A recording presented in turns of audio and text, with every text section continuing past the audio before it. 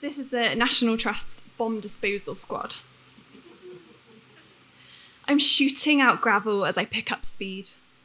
I smile at a lady in her 60s wearing a floral tea dress as I move to give her space. She smiles back, says, "Looks like you're having fun." What do I expect her to say? "Hello, lovely weather." I crave walker-to-walker small talk rather than comments on my wheels.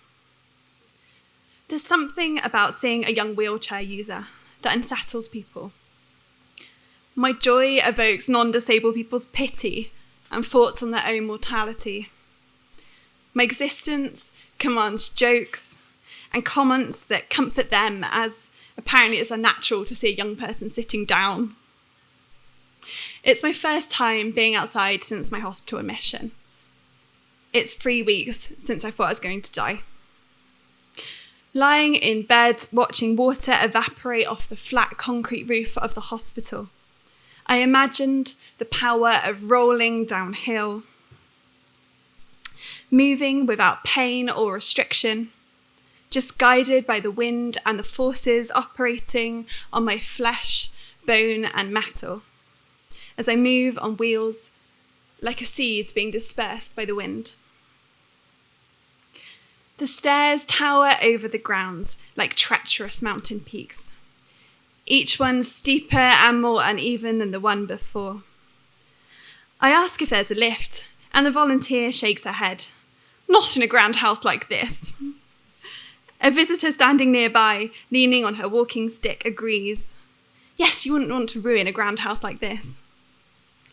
I'm not that bothered about entering the house.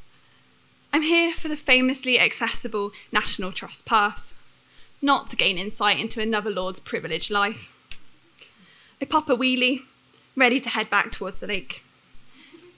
Hang on, another volunteer has appeared. "We have a new stair climber we're dying to try out. You can stay in your chair." Another volunteer walks out of the house saying, "Have you asked her if we can take a picture?" Soon there's a small army of elderly volunteers dragging a huge machine that looks like a repurposed bomb disposal machine past the other visitors and out of the doors of the National Trust property.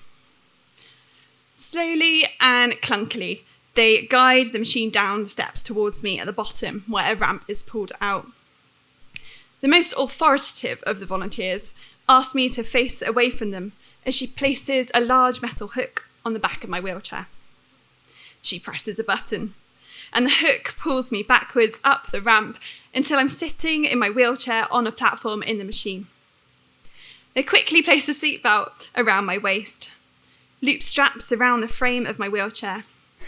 I'm a trebuchet, about to be fired over the battlements. An audience has appeared, gaping and grinning as the machine groans, pulling me up uneven step by uneven step, swirling me side to side as if trying to read my tea leaves. Calls of "marvellous, just marvellous" are rising from the crowd. The maybe manager is issuing instructions to her army of volunteers, showing them how to keep me secured in my place. She looks down at me and asks whether she should ask the audience to disperse. I feel too guilty to say yes. Besides, I'm being reluctantly carried up the stairs by a real-life transformer. The audience the least of my concern.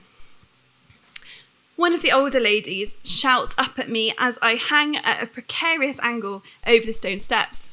"Is that fun?" I glare back. "I think she'd rather be walking," my mum replies. Another of my spectators asks for the second time, "Is that comfortable?" Having ignored her once, I do feel I owe her an answer.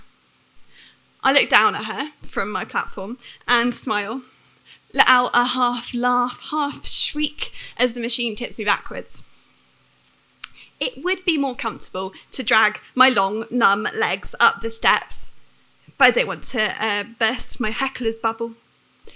She may need this machine to climb steps for her too soon.